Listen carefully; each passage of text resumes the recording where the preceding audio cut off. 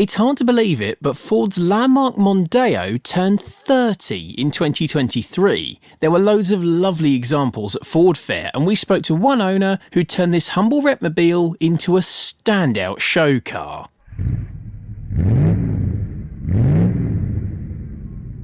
I'm Nick, and this is my Mk1 Cayman Blue Mondeo.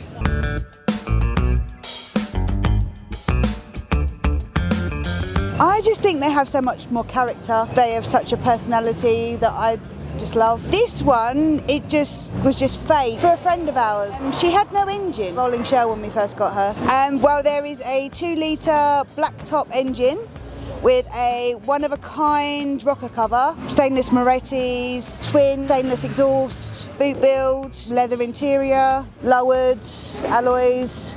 This is my show car, so she only comes out for shows. There's a few things that need to be done. Her undercar lighting kit needs to be changed. Great. Only for Ford Fair, because it's the 30th anniversary as well, so she had to be here for that.